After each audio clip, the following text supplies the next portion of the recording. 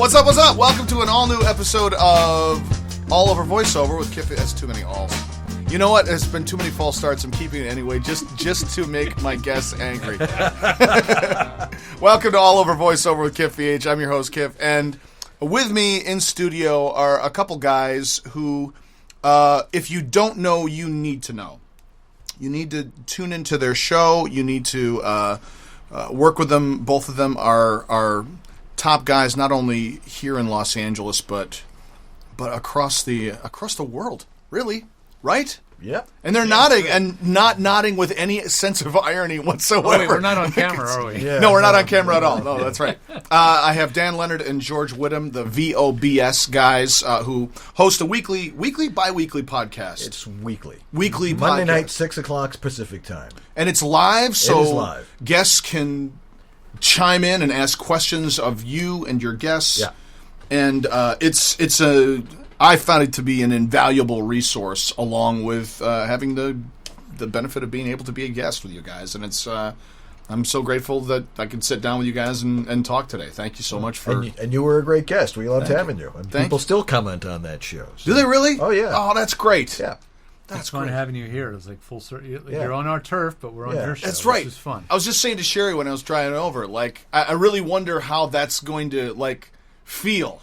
You know what I mean? Like, Right. like it's a different energy, because it's like, oh yeah, welcome to it's home and away, but like the home team is away. But we're sitting in the guest seats. Are you really? Yeah, this is where the guests sit when they're on the show. Yeah. So it all makes sense. I mean, I usually sit here when the guest is here, as right. you know. But Dan's comfortable. George is over there in That's the right. booth. I'm usually in the closet. You know. No, this all works nicely. So with VOBS, that's like, well, let me, before we go too deep into current stuff, because the stuff that I'm really I guess I'm fascinated by, because we had a conversation at the awards as both of our shows were nominated for Such as they were, yeah. Such as they were, the Voice Arts Awards. The Voice Arts Awards. Back That's in right. Last fall. Yeah. That's right. And just talking about how great it would be to be able to kind of compare notes about what we've learned from different guests and doing this process and all that stuff.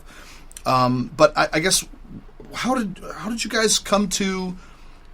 Well, I'll back up. I'll find where you guys intersected. But like, Dan, where are you from originally? I'm from Buffalo, New York, and I spent the first 58 years of my life there. And What were you doing? I was the start of my career. I was in radio.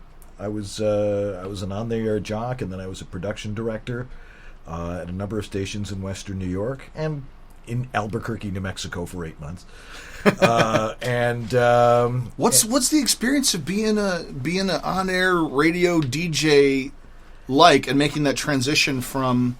Impossible. It's very, very difficult. What are the aspects? Because radio is a very different type of medium from what we do. I think a lot of people come out of radio.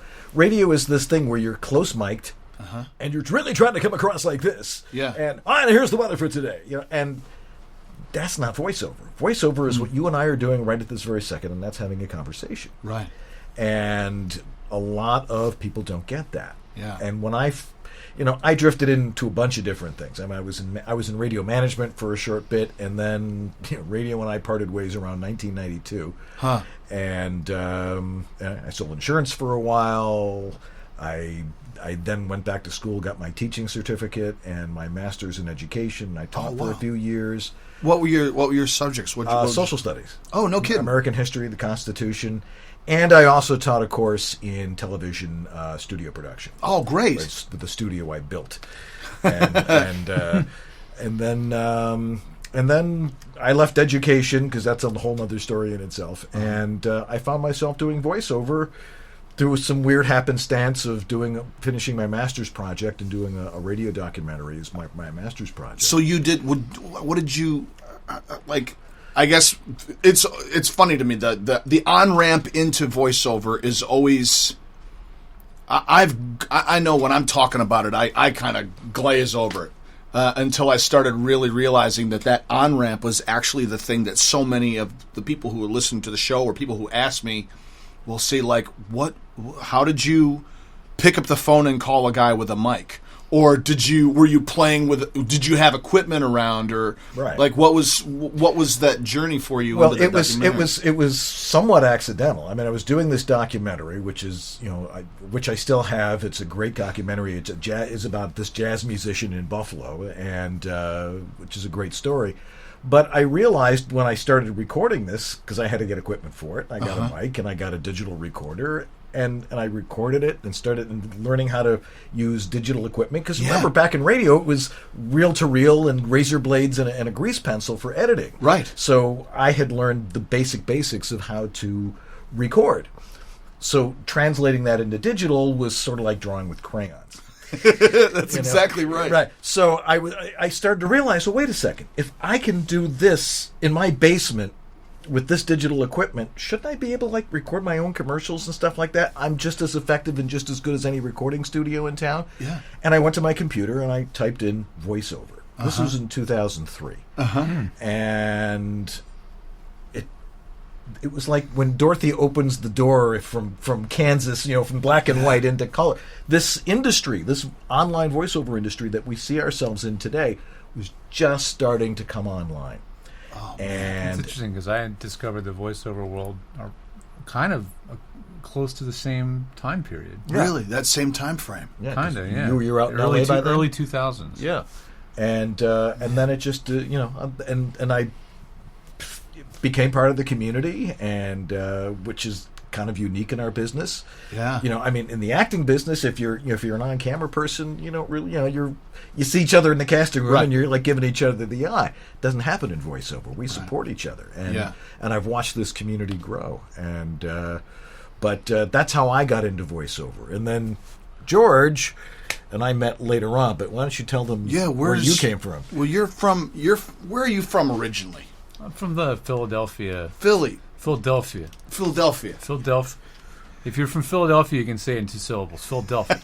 And I still say water. I get called out for that a lot. You don't say worse or No, I think it's more Pittsburgh. okay.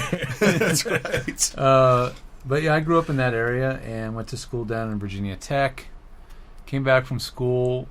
I knew I wanted to get into recording. I started in school as an electrical engineer and almost failed out of school. What? It was really hard. What was it about electrical engineering? Was it that it required work. Oh, I see. Studying. But you didn't want to do the work. I see. That's how you almost failed. I'm sorry. No, it was it's hard. knowable.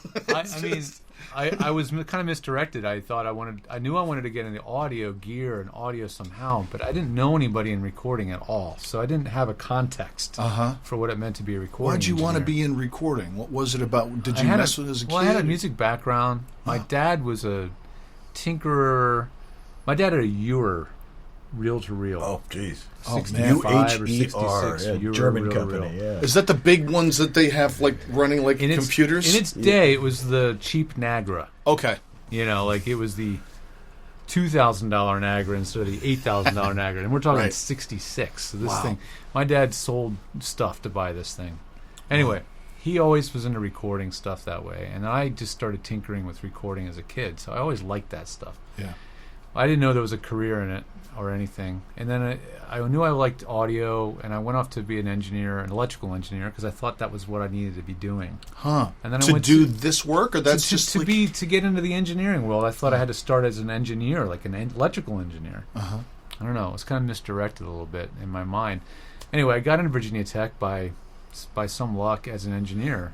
Went right in as an engineer, and I didn't do well. I struggled really hard, but I ended up taking a music class on jazz history and finding I loved it. And they had a recording studio there, and the class was taught near the studio in another adjacent room, but the room had Neumann mics hanging all over the place. Oh, and I was man. like, wow, this is sweet.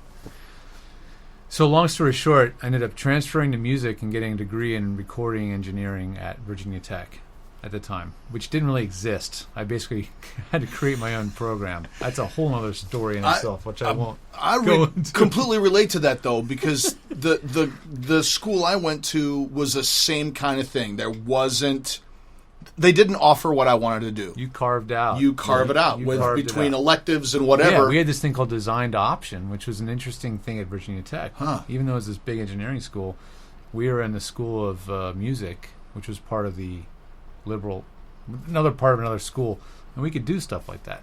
And I did. And I ended up making my own degree. So I was very lucky to do that. And then came home.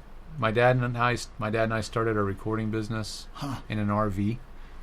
An Eldorado camper. You rarely will see one, but if you're driving around Venice and you see one of those funky aluminum siding RVs with the cab over bed, the thing, it was like one of those. And I did recording out of that, and it was a lot of fun. Made a little money here and there. Didn't make the money back. But my dad was just so gracious. He didn't. He wanted to see me succeed, but it wasn't like he said, "All right, time to pay up, son. You wasted a lot of money on this." You know, he was very cool that way. It was fun for him. It was really a hobby. Yeah. And I worked with a voice actor out of a broadcast studio in New York called WYSP, which is now WIP Sports, but at the time it was the Howard Stern station. Okay. And they did all the Eagles football games. And through a connection of mine at the station, who was a very good friend that got me into this whole thing, I ended up taking over doing broadcast after 9/11 happened. Wow. I ended up taking over the remote broadcast for the Eagles football team, and was then doing all the remotes on the road and at home for all Eagles football games on the radio. So I was the engineer in the booth at the stadiums. Man. So that was fun and stressful. Yeah, and no doubt. But that was just a short stint. I did that till 2004 when I decided to move out here in January 2004 and came out and became a film production mixer. Oh, no kidding. So you worked location. Yeah, because I didn't know what else to do. At that point, I had worked with a voice actor, but I didn't know the voice world at all. I came out here going on Craigslist and going, okay, what kind of gigs can I find on Craigslist? Yeah. And I cobbled together a field recording kit with literally a paint pole, the basics. A portable DAT that I got on eBay that was needed to have an extra battery pack. It was cobbled together. But I did that, and I had some success in that, and I almost went union a couple of times. Wow. Because the shows were supposed to Taft-Hartley or flip, as they would call it, or whatever, and never happened. And then, out of the blue, I got a call from that one client I met in New York named Howard Parker, and he said, "Hey, I hear you're in L.A. I need some help with my studio out here. Do you want to help me out?" And I said, "Sure. What about Lane? What about the guy that set it up?" He's like, "Oh, well, I fly him out here every 6 months, but now that you're here, why don't you just do it?" I was like, "Okay, sure." So I helped him out, and we hit it off, and then he told his manager, Jason Marks, in New York, and Jason started telling a couple clients, and that was the seed. I call Howard my client zero, as it were. And why hasn't he been on our show yet? It could happen. Okay, all right. He's a pretty reclusive, private guy, but it could happen. Anything could happen. Yeah, anything. Can happen. He would be great to interview. Actually, I bet he would be honored to do it if we could get him on, because he's the kind of guy that would love to share a story or two. Yeah, but that's where it started out, and I eventually had to go full VO because Don LaFontaine fell into my lap at one point, and then I realized, okay, I got to take this pretty seriously. I can't be doing this as a side gig anymore. Right. And I dropped film production completely, sold all my gear, and went full on, like in 2005, I guess, 2006, went full voiceover tech stuff. That's great. Yeah. That's great. What a fascinating journey. And it's been and now how did you guys intersect? You were still in Buffalo, yes? I was in Buffalo a couple years later. Yeah. And what happened with me is that I would, in the community and some of the Facebook pages and LinkedIn, people would ask me questions. And I seemed to be the guy that knew the answers for home studio stuff. Answer man. Yeah. And I wrote a column. People recognized who I was. So I would go to a lot of voiceover conferences, and then people would actually say, "You're Dan Lenard? I read all that stuff you write." Well, it was very strange. But George and I met at a voice conference in Los Angeles in 2008. Mm-hmm. It was Voice 2008, and I was stupidly on staff for that. Which was... What does that mean? You on staff? Were you coordinating or slave labor? It was. Oh yeah. We were paying the full freight for being at this conference, but we were servicing the people who were running it. I got you. Servitude. Yeah, it was.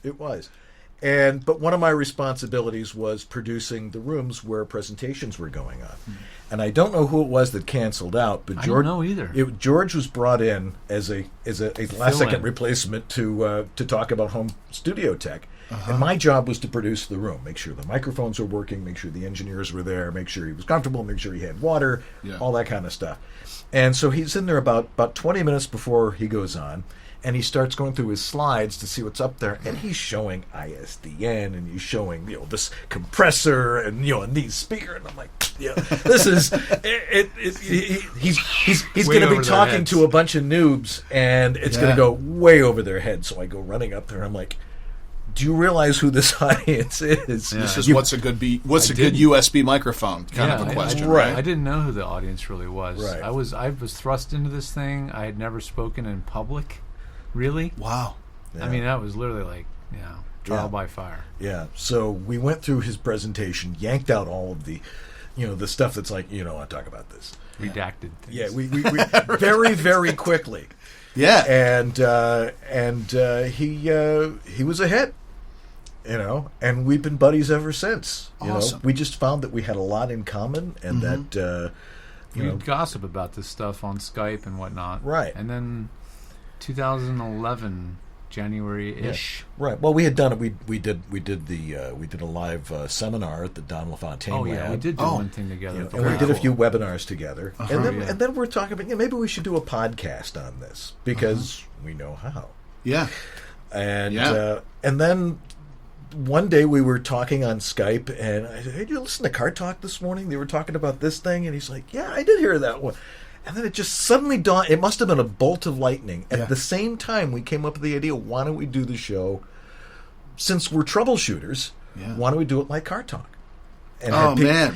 And that was the impetus. that was the genesis of that. Yeah. Once you find that little that box or the hook or what is it aside from us just sitting there talking? Right. What makes it special? Why are people going to tune in? Oh, that's brilliant. Right. And then the next challenge was how? Yeah, were we going to do it just as a podcast? And then George got very interested in the idea of doing it as a webcast with cameras and everything. And I guess I thought of it as radio kind of at first. Yeah. But then I couldn't find any good ways to stream audio online live at the time. Yeah. So I was like, well, we'll use this thing called Ustream. Right. But it's a video platform. All right, well, let's just turn on our cameras. What the hell? Yeah. We both have webcams. Yeah. And we never turned them off. Yeah. Essentially. I mean, he did a tremendous job of researching and pulling together, this is how we're going to do this. Because I'm just sitting in my studio back in Buffalo, and I'm over Skype. The first episode was a train wreck. Somewhat, the feed dropped out like 7 different times. Yeah. It is on YouTube. It's all glued episode together. Episode 1, yeah. With all the dropouts. EWABS episode 1. Yeah. If you want to check it out. It's actually pretty funny. I mean, we had a great time doing it. And we had people calling in. I mean, we wanted it to be a full-blown call-in show. Yeah. Until we realized that it was hard to find enough people to call into a show every week. Yeah. About this stuff. Yeah. And then we just was the first show we did, was Pat on that first show, Pat Fraley, or was that the second show? I think it was Pat Fraley. We first off we got Harlan Hogan interested in sponsoring us. He was from there from the beginning, and he's still our he's sponsor. still sponsoring you guys. Yeah. 6.5 years. And we had Pat Fraley on as a guest, and of course we didn't have him on camera. He was just talking to us. He was on the phone. Right. Oh wow. On the phone. Right. And then we started getting people on Skype, and we were able to do these 3-way interviews, and it just we use social media very wisely. And this was in 2011, March 2011. Yeah. We just celebrated, we've been doing this 6.5 years, which is, so we figure we're going to get it down sooner or later. We're going to figure out how we're going to do this. Every week is still a politics. Yeah. But we started to get, better and better guests on, and we formatted, my experience in radio taught me how to format a show, so we created an actual format. Okay, we're going to do this for so long and this, and then we'll go to a break. And then we picked up some other sponsors. Source Elements came in, and a few others, and we were able to afford to upgrade the equipment. And we did EWABS for 4 years, East West Audio Body Shop we called it, and then in 15, for a lot of different crazy reasons, my wife and son and I moved out here to California. All of them equally crazy. Yes. All of the well, No. Reason 5 was the crazy one, which was January and February in Buffalo. Right. Yeah, that's right. Yeah, but it was for opportunity. Voiceover is here. Yeah. Great opportunity for my younger son, who's an animator. Great. And and my mom lives in Orange. Well, so it was it was totally synchronicitous, if such a word exists. And now. And then we found this house with this studio. Oh my God! Sitting in, which people can't see because it's a podcast. But this studio was already a recording studio. It was the garage. Yeah. But the people who owned the house prior were musicians, and they built this as a recording studio. And I found it on Zillow. I said, we gotta buy that house.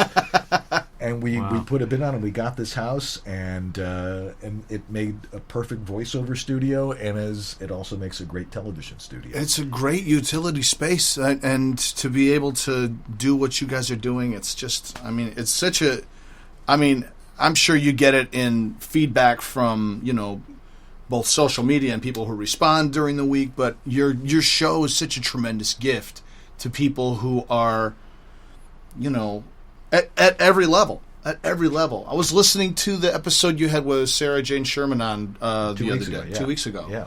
And she said some stuff that just completely blew my mind and changed the way I approach copy. Was that episode 85? That was 85.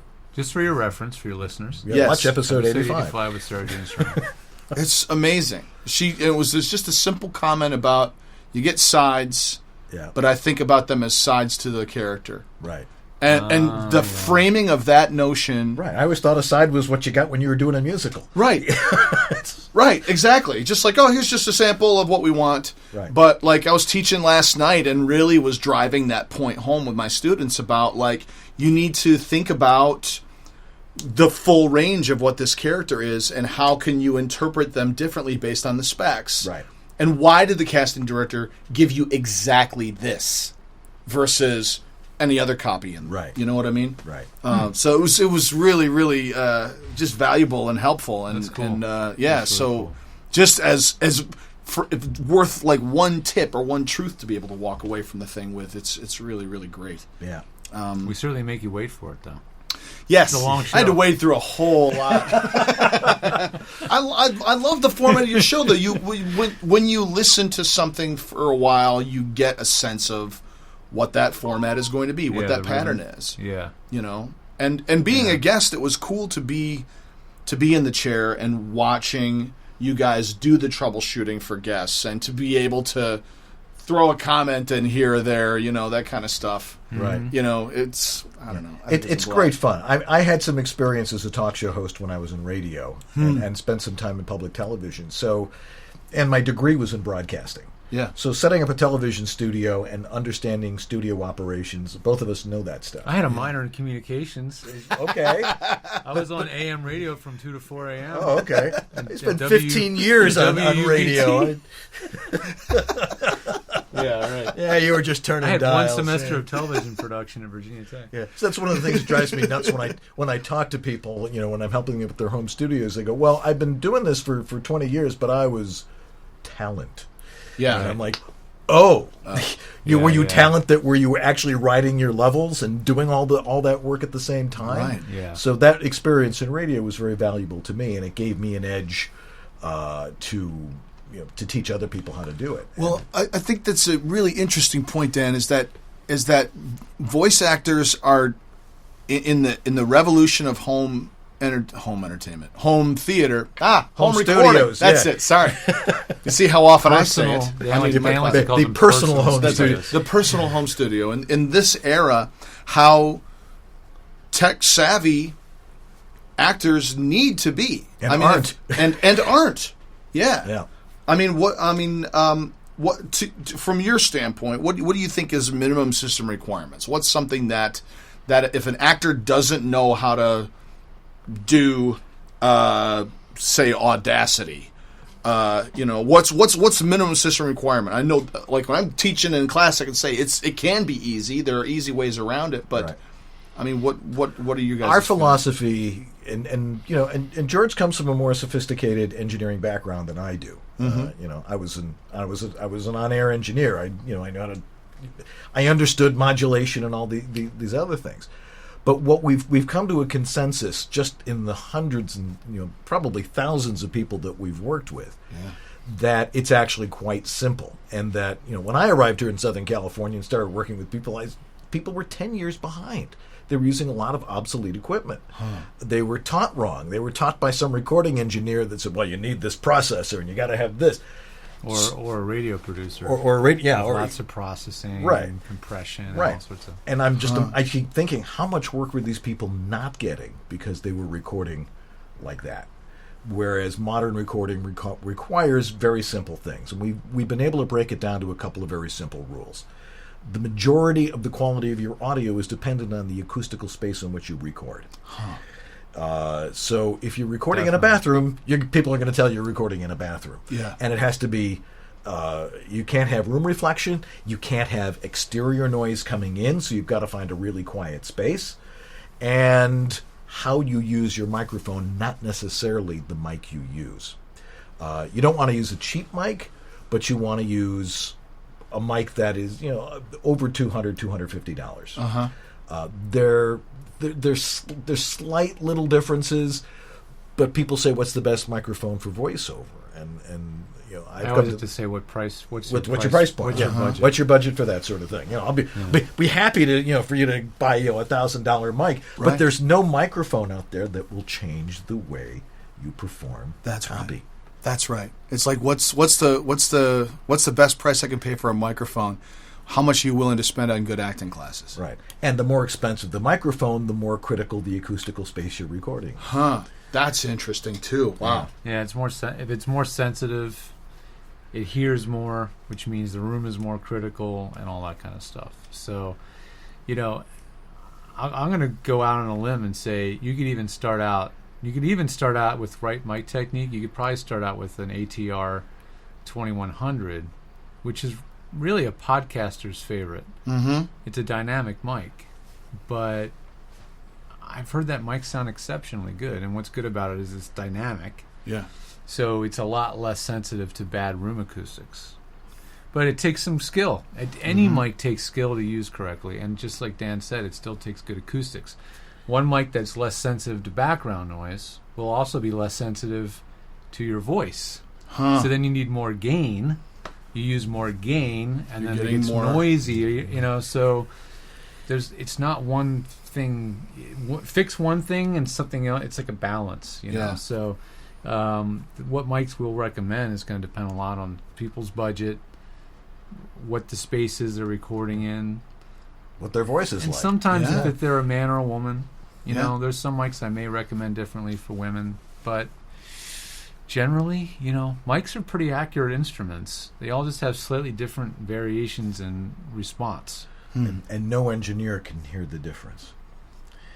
They only would hear the difference in a controlled environment where they were able to A/B your voice against seven mics. But then they might hear seven mics and go, "Yeah, I like that one better." Yeah. But in out of context, if they just get your voice on a mic recorded reasonably accurately, and it's not boomy and muddy and plosive or super sibilant, as long as it sounds relatively accurate and relatively clean and properly modulated at the right level, it's gonna be fine. $100 to $200 is a good starting point. I like the AT-2035. Yeah, not the 2020. The 2035. 2035 worth the extra $50. It's a good mic. That's a great starting point. We'll plug our buddy Harlan. The VO1A. The VO1A, which is made by MXL. It's a great sounding mic on men. I think maybe on women it can be a little bright, depending. But it meaning, sounds awesome. what is that? All right, let's talk about bright. What does that mean?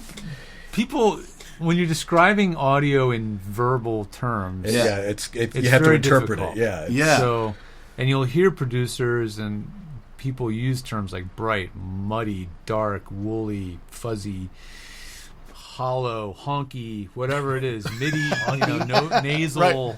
I think of honking as name. Oh, okay, yeah. You know, not that kind of honking. I understand.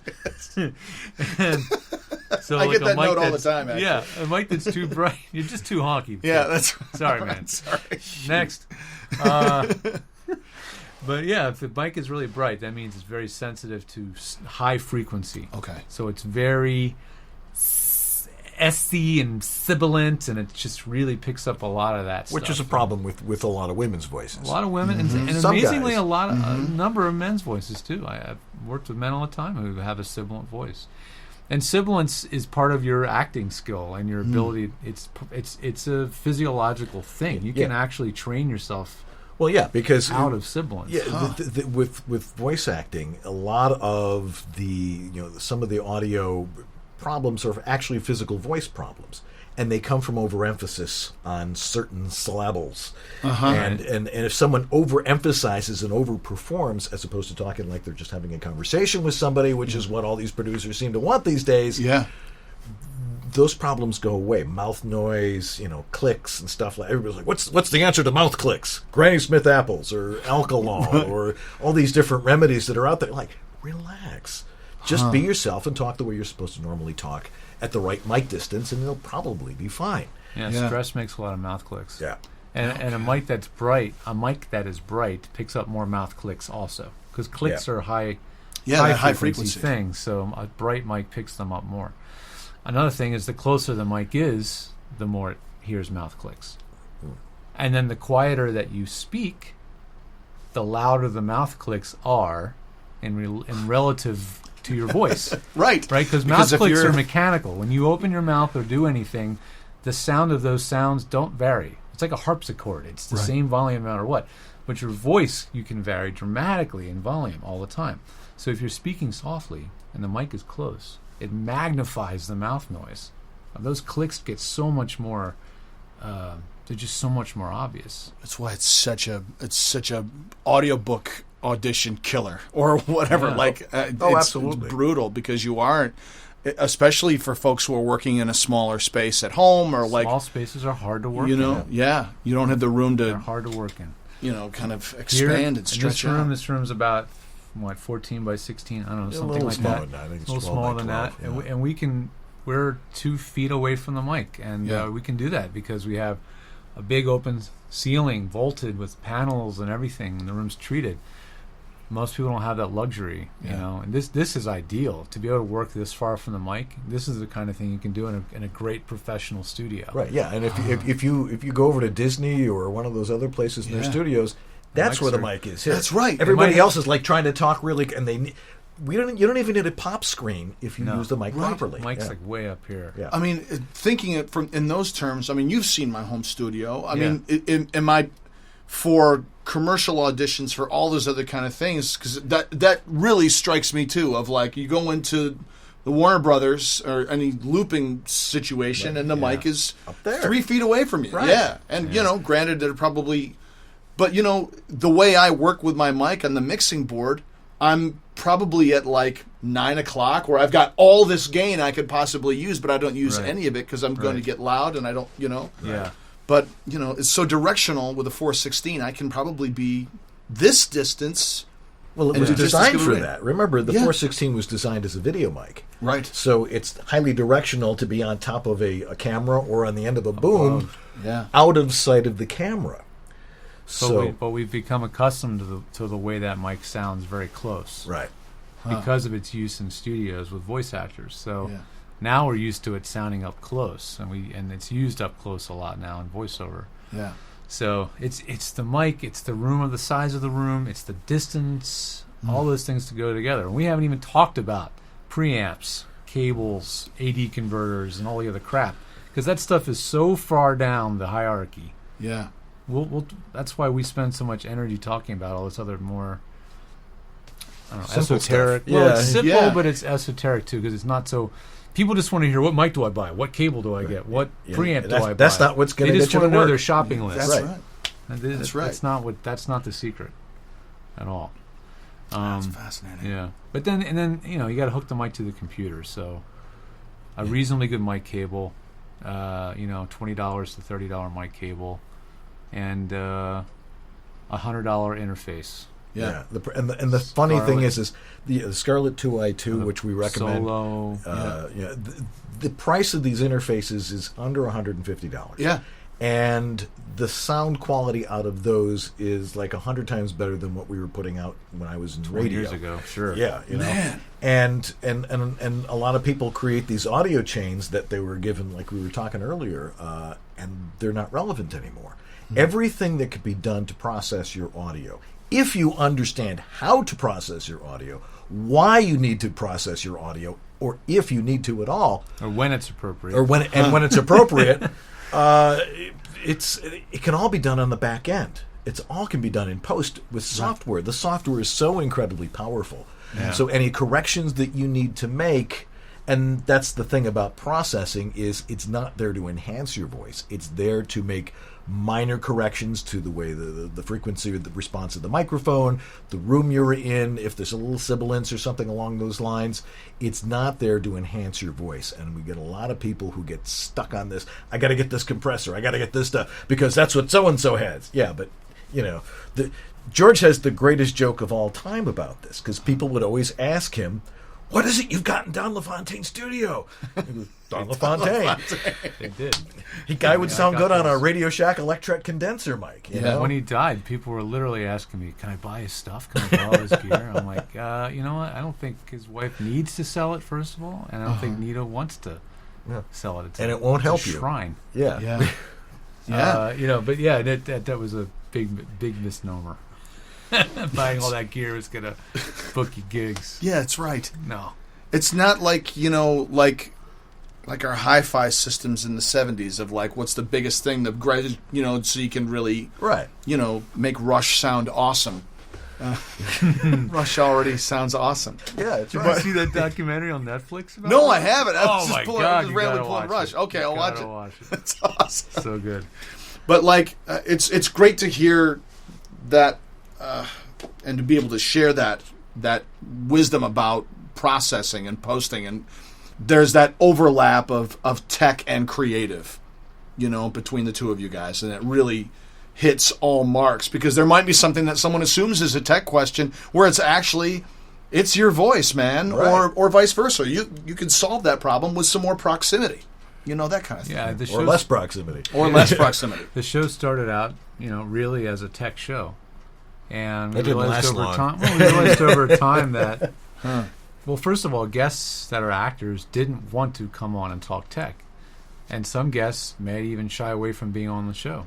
We've gotten that. Maurice Marsh didn't want to be on. I'm not a tech person. He didn't want to I be don't on. care. We had to convince him that no, we're not going to drill you about your gear. We just want to talk to you. So we realized the show had to morph, and then so we talk a lot less tech. The show is like a two-parter. It's talking tech for a half hour, interviewing a guest about anything for 40-45 minutes. You know, But- that's the show. Yeah, but we do it in a fun way. I mean, we try to be as personable as possible. It's like my life, George's life. You know, I was doing this, I was doing Sometimes that. there's dogs in the studio. Sometimes there's a bird in the studio. Yeah. Sometimes there's people having snacks. Yeah. You know, sometimes my daughter's here crawling around on the floor. You know, it's raw, Yeah. but we try to make it as professional as we can at the same time. You know, we walk that fine line between being off the cuff, raw and natural and fun, but also tightly formatted, predictable, can count on the show coming on, and you know, and that's challenging. That It is doesn't always challenging. start right at 6. Yeah, no. Most nights man. it does, but not always. Yeah. I mean, And- doing it live, right? I mean, Yeah. that creates a really unique set of challenges, especially if you're driving up the 405. I'm sorry, Dan, I cut you off. What were you going to say? Well, no, it takes a lot of preparation. Probably more so than More than we do. yeah. I mean, we've been doing it a while. We know how to do it. But when you If this think, was like a real TV studio, they'd probably spend the entire day Yeah. prepping, Yeah, I getting mean, it dialed. yeah, they have a staff. You know? Right. I mean, Color correction, We miles. get here 2.5 hours before the show. Yeah. I'm here a lot longer before that. You know, He's here a lot longer. I mean, because this is my. He lives here. Oh, you This is my office and my studio. Our technical director, Andrew, he gets here about 2 hours before the show. Uh-huh. I get here around the same time usually, and that's it. And Yeah. we prep. and hopefully everything comes together by 6. Yeah, I mean, most of the time it does. Yeah, I have to format the show in the morning and say, okay, I want who's going to be the guest. We're going to talk about this, and of course, it usually is about 10 to 6 that we're like, well, we could do this. Well, that's my fault. That's Because he's usually me. trying to solve some Yeah, but problem. He's like, I'm just going to install this driver. That's how Monday's show started. Yeah. Oh, And no. then the computer reboots. And then the next thing I go, I'll just do this. Oh, that thing doesn't work anymore. Oh, man. We do as we say, not as we do, right? Yeah. I mean, you shouldn't man. do what we do. We screw up all the time. People know it's just kind of part of the thing. They know that we make mistakes, things go wrong. Yeah. But we're also doing this completely software driven. There's the hardware is some basic hardware, the mixer and the computers and stuff, and stuff like and the cameras, but all of the switching, all the processing, all of the other elements, the video that goes, all happening in that computer. Right there. There's a This MacBook laptop- Pro, yeah. MacBook Pro. Yeah. And Man alive. that has its limitations because you're feeding an awful lot into one computer. Like, maybe I could do this. Maybe should I do this now? There's a reason dedicated hardware exists, because Yeah, they're right. built to do one job really, really well and to be really, really reliable. Right. So we're trying to emulate what a $10,000 to $50,000 studio would be doing with a $5,000 or a $3,000 studio. We've gone through a few iterations of equipment in the last year. Yeah. I mean, we do a hell of a lot with very little. Yeah.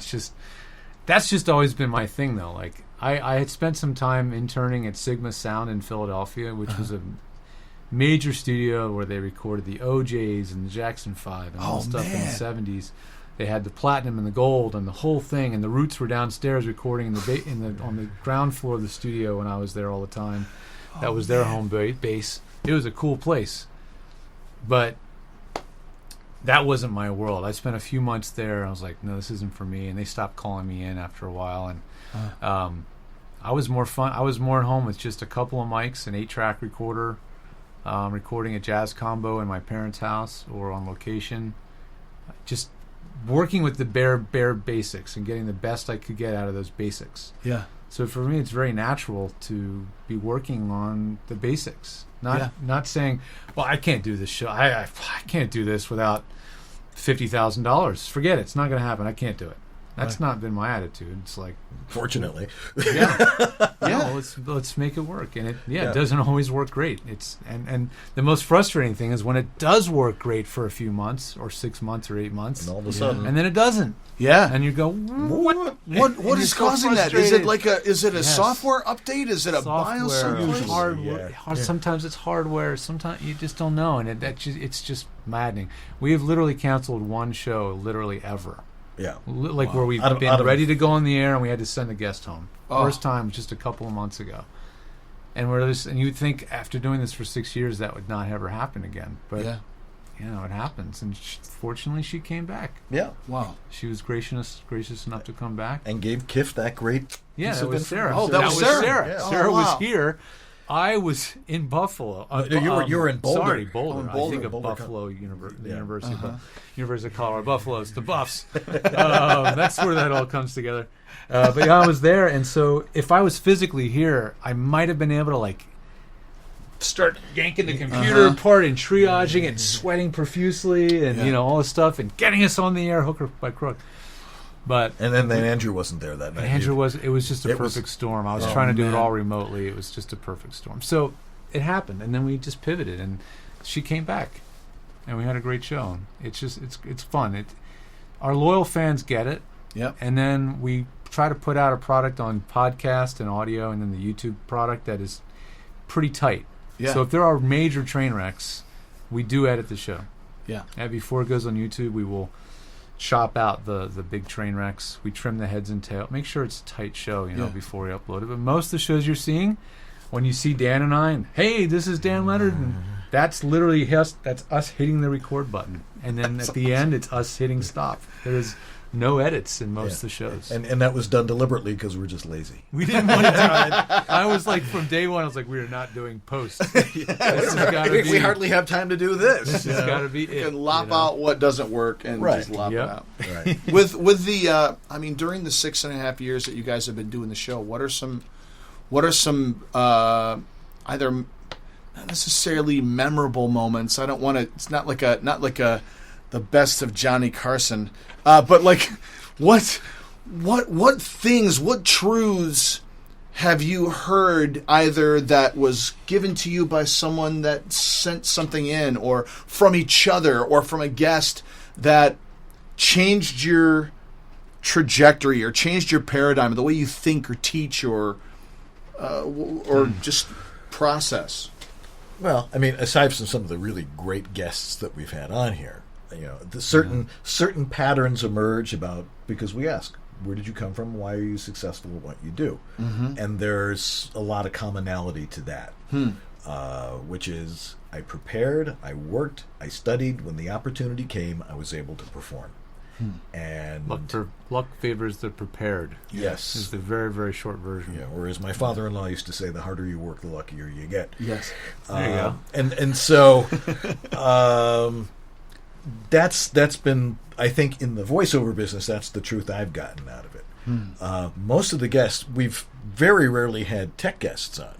We have a sponsor on or something. I mean, we've had source elements on, and when things get a little geeky, it can be a little weird, but well, we went and interviewed Wes Dooley. Oh, well, that was a lot of fun. We went to Wes Dooley's facility in Pasadena. They make their AEA mics, which are redos of the old RCA mics, the venerable RCA mic that you think of, the big salt shaker shaped mic and the desk mic you think of, like all that, like the 40s and 30s, those rhythm mics. He still makes those in Pasadena, and he has a mic museum, and we sat literally in his mic museum, and he just behind us, and he just talked and talked and talked, and great stuff in what he had to say.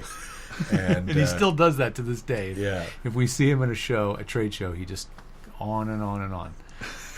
But yeah, most of the guests aren't tech related. They're actors, and I can't not say June Foray. Well, June, that was, and Tom Kenny, and Tom Kenny, which was, I mean, we've had some very great people on the show. Yeah, and it was great meeting June Foray, even though it was virtual for me. George got to meet her personally. Oh yeah, she was in my house. Yeah, she was so gracious, and I got that opportunity to say, I remember we were talking about.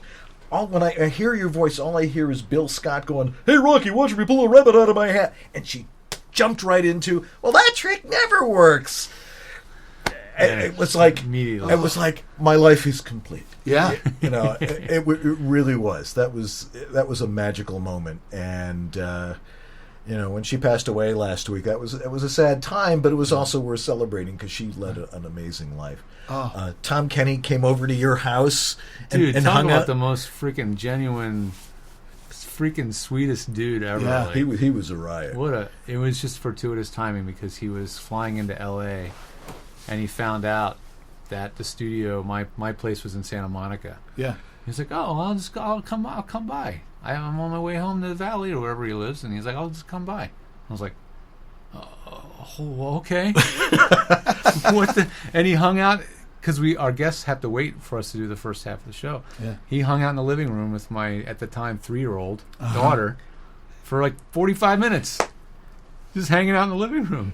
She didn't know him from anybody at that point. She didn't know what SpongeBob was, and to this day, I'm like, if she sees SpongeBob, I'm like, you hung out with that guy in the living room. She's like, "What?" Yeah, we have to get him. We have to get him on in the studio here. Oh yeah, he lives around the corner. Yeah, he's in the area. So and that's probably one of the best parts about being here in Southern California and here in the Valley is that these people could literally ride their bike over here. Yeah. We're here in Sherman Oaks, and a lot of them live in Studio City or Valley Village or in Encino or Tarzana and Toluca Lake, and it's easy to get here. This house was this was a godsend to find this place where we did. Oh, man. Because we're right at the confluence of the 101 and the 405. And if you don't have to cross the 405 or cross the 101 or be on it. Exactly. Yeah, just come up Beverly Glen. You'll be here in 20 minutes. Exactly. And that's been very valuable. I think that's probably the best part, since we started doing the show together.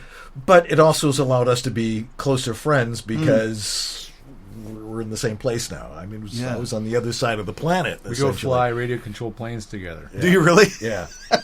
That's great. Or we have. We want to do it some more. Yeah. I don't know. I'm trying to. I mean, God, we did 190 something episodes of 196. Labs, and we're up to episode 88 with this show. Man, I'm really trying to answer your question. Like, what's something that stands out? I just remember Roger Leopardi for some reason. Oh, well, he tells it like it is. He was at my house at the time, in the studio, and yeah, he just, even before we went on the air, he was there really early. Yeah. And I wish we recorded the pre-show. I think he didn't want us to, because I think he really wanted to just give us his knowledge. But yeah, for 45 minutes before we went on the air, he talked about this and that. Yeah. But he seemed like he came from a position of, I have this figured out, and I know what I'm doing, and here are my secrets, and that was just so cool. And he shared a lot on the show too. I mean, that was, I don't know, for some reason he stands out. He stands out anyway. Well, yeah, he's you can't miss him. He's a unique looking dude. Yeah. But I mean, he stood out. He Yeah. stands out. I guess the ones that physically came to my house are the ones that stand out the most because they were in my space. there's an intimacy to this thing, this podcast process that you do them all in face person. to face only. Yeah. Strictly. You won't let people phone it in. Right? Not yet. Yeah. I haven't. There was it's hard to replace. It's very hard to replace face to face. I agree. Yeah. And we love technology. We use all those tools, and it's awesome. But it's still not the same. Yeah. Looking up someone's nostrils from here is That's a lot right. different. I mean, when you can meet these people and actually literally touch them and really get their essence, it's very, very different from interviewing them from afar when I was in Buffalo. Yeah. I mean, I got to meet a lot of people that way, but the contacts that we're making here is much better. And that was essentially, I think that was the real impetus for the show was we were trying to promote our own businesses of being the foremost experts on home voiceover studios. So we're like, well, then the theme will be total shameless promotion.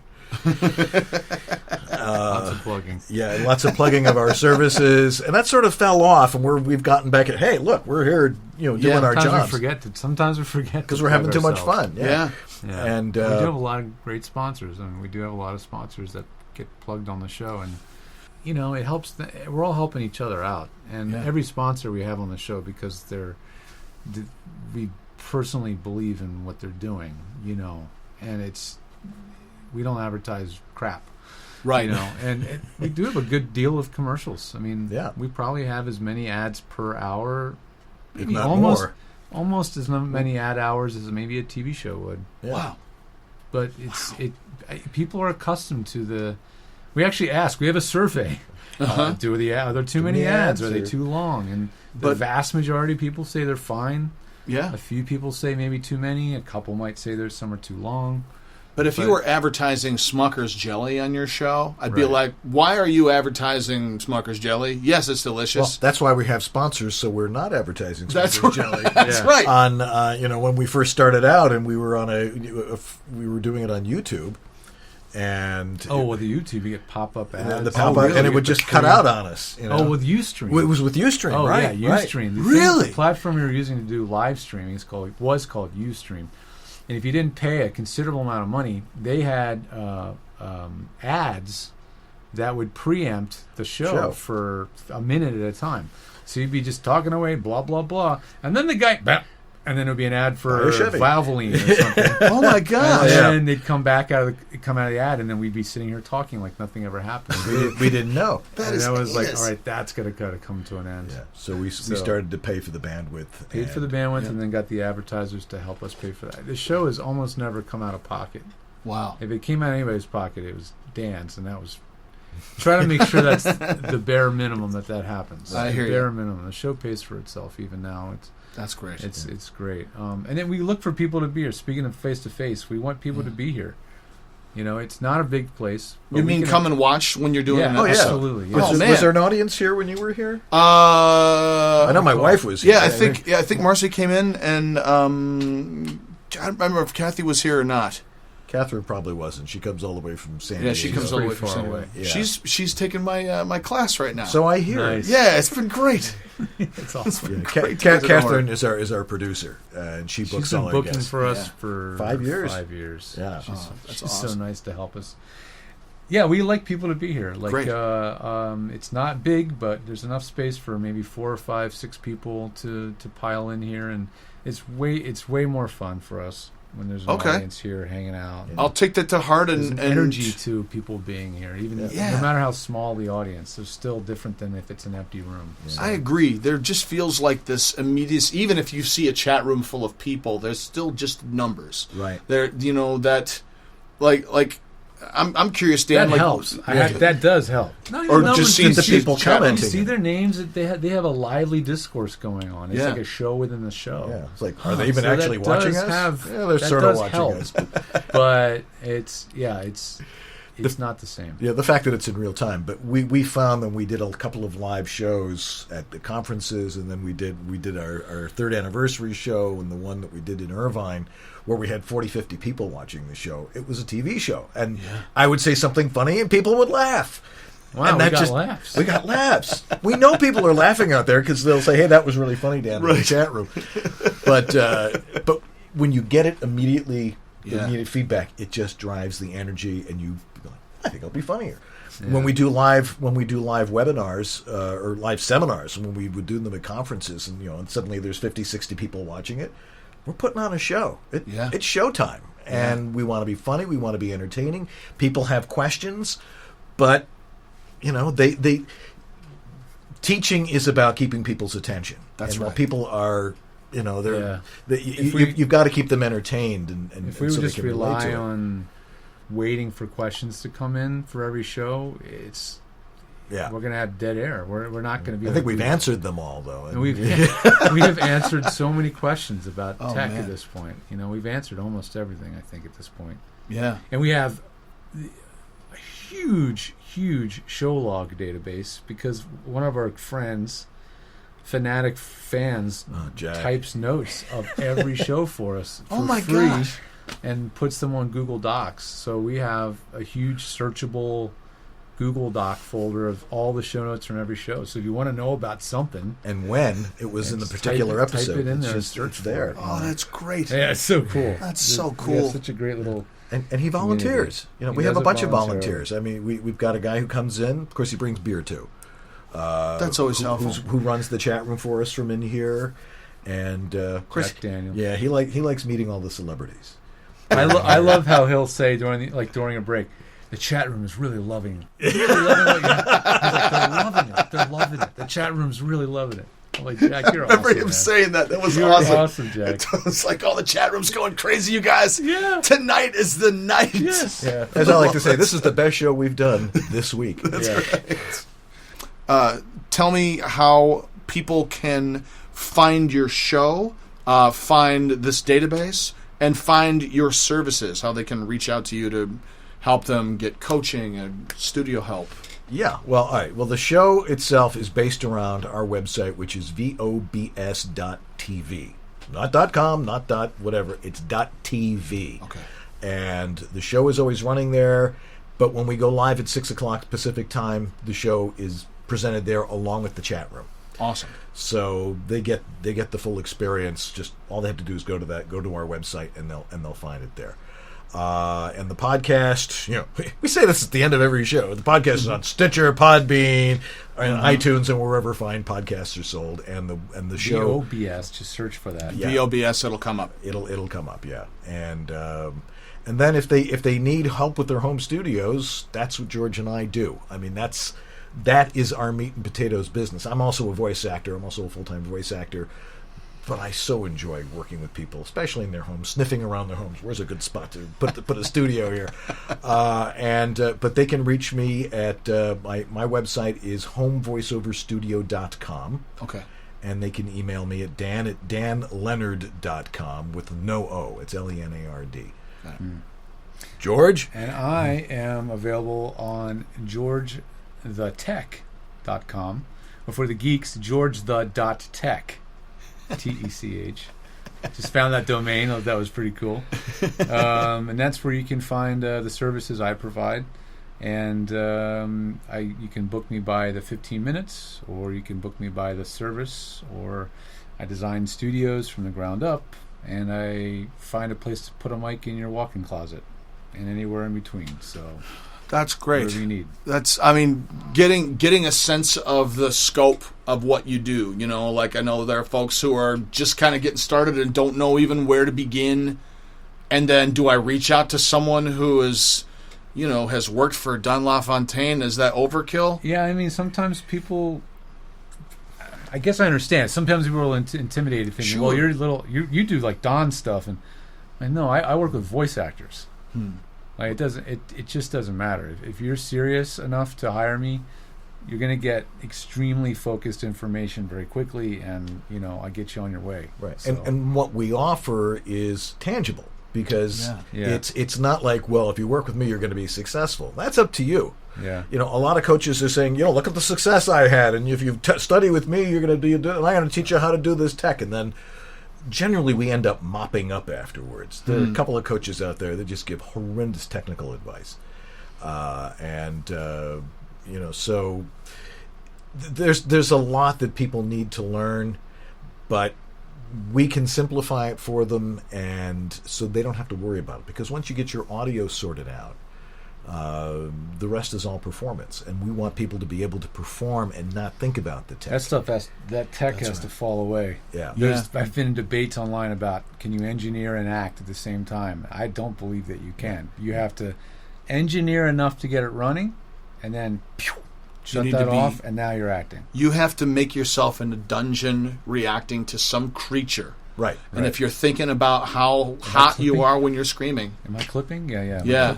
It takes you out of the moment. Yep. Oh, guys, this has been fantastic. It has been. Yeah. Thank you so much for... Yeah. Oh, it's been just a delight to be able to sit and talk with you guys and to see you again and look at our bodies after the whole life challenge. Yes. And we'll do it again this fall. We'll do it again this fall. Are you gonna do it? Yeah, I'll do it. I'll do it. And I'll do it, and I need... podcast. That's it. I'll do it, and I need to... Do it, because I'll do it real good for about a week and a half, and then I start to get lazy. It's hard to maintain. Yeah. I need to do it. So, awesome. But I will. And thank you so much for listening and joining us, and be sure to check out the guys on VOBS.tv and their services, and keep tuning in. We'll make some more. Peace.